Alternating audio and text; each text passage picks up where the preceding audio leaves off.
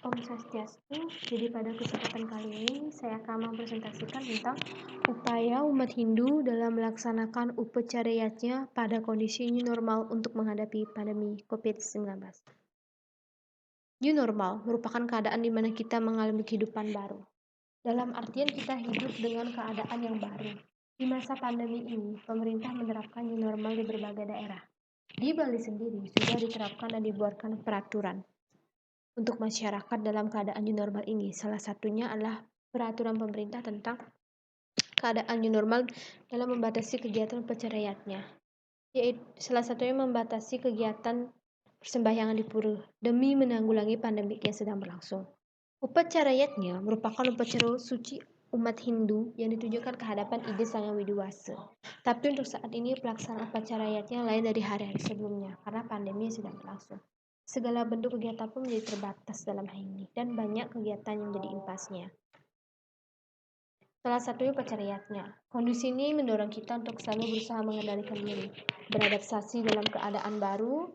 Kita juga dituntut untuk membiasakan diri berperilaku hidup bersih dan sehat, menjalankan protokol kesehatan dengan disiplin, menggunakan masker, rajin mencuci tangan, pakai sabun, menjaga jarak dan bekerja dari rumah, belajar di rumah, bersembahyang di rumah, dan menghindari kerumunan massa. Melaksanakan kegiatan niatnya memang merupakan perintah dari agama dan merupakan wujud pengamanan srada atau dasar keyakinan. Yatnya juga wujud bakti umat Hindu kepada Sang Maha Pencipta. Kegiatan ritual yatnya sangat beragam sesuai tradisi atau budaya keagamaan yang berkembang dan dianut masyarakat. Dalam konteks ini, masyarakat diharapkan dapat menanti dan melaksanakan segala peraturan yang dibuat oleh pemerintah dalam new normal ini untuk menghadapi pandemi COVID-19 yang melanda dunia.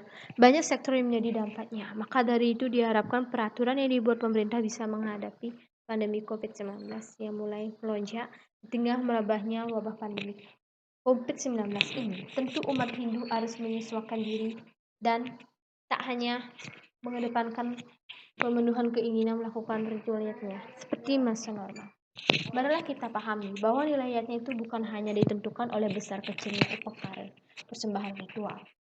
Nilai yatnya sangat ditentukan oleh tingkat keyakinan, kekuatan spiritual yang memimpin upacara, dan kejernihan hati pembuat sesaji. Kemudian, kunci keberhasilan yatnya lainnya adalah sifat ketulus ikhlasan dari para menggalayatnya dan jauh dari sikap pamer dan dengki. Salah satu imbauan pemerintah dalam keadaan melaksanakan kegiatan upacarayatnya dalam masa pandemi membatasi kegiatan persembahyangan di pura dalam artian setiap masyarakat yang ingin bersembahyang di pura akan dibatasi jumlahnya dan waktu dalam persembahyangan digilir untuk masyarakat agar tidak menimbulkan keramaian. Dalam prosesi pernikahan pun sekarang juga dibatasi jumlah orangnya. Dan hanya diperbolehkan hanya keluarga dan pemangku sulinggih yang berhubungan dengan kegiatan upacara. Dan upacara yang diadakan pun tidak boleh berkerumunan, serta resepsi yang dilakukan pun harus sederhana. Nah, berikut contoh gambar acara yang dilakukan masyarakat. Mereka menjaga jarak dan tidak berkerumunan. Kita bisa lihat dari gambar ini. Ini adalah orang yang sedang membuat, kalau di Bali namanya sate lilit. Nah, mereka menjaga jarak dan tidak berkerumunan dan mematuhi protokol. Pemerintah Bali mengeluarkan surat edaran nomor 81 garis miring PHDI Bali garis miring 9 garis miring 2020 dan 007 garis miring SE garis miring MDA Provinsi Bali garis miring 9 garis miring 2020 mengatur soal pembatasan kegiatan upacara yatnya dan keramaian di Bali. Dalam surat edaran tersebut, semua upacara yatnya yang bersifat membangun seperti melaspas, mentek linggih, ngabem, Mukumuya, Pandisaang, Mutandas, serta Kuriungungun ditunda sampai pandemi dinyatakan reda. Upacara panciyatnya dapat dilaksanakan dengan melibatkan peserta yang terbatas dan selalu menaati protokol COVID-19 yang ada dan wajib menggunakan masker dengan benar. Jangan lupa juga menjaga jarak antar orang minimal 1,5 meter dan diharapkan juga pemerintah sempat dapat menyediakan tempat mencuci tangan beserta sabun dan hand sanitizer, dan mensosialisasikan cara hidup sehat ke masyarakat di masa pandemi ini. Bagi masyarakat yang menunjukkan gejala COVID seperti batuk, demam, pilek, radang tenggorokan, dan sesak napas, dilarang masuk.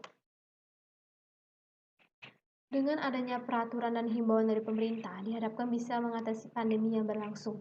Di masa new normal seperti sekarang ini, masyarakat bisa menjalankan segala bentuk aktivitasnya seperti dulu lagi, dengan menaati segala protokol dimanapun berada dan kapanpun itu.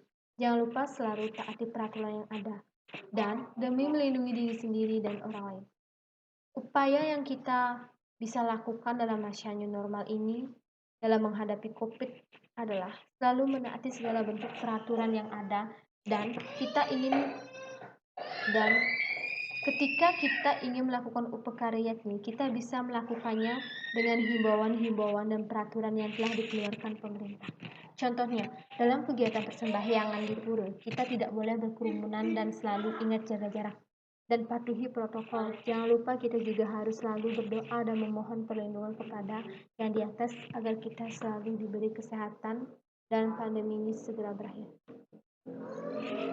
Sekian presentasi dari saya tutup untuk Om Santi.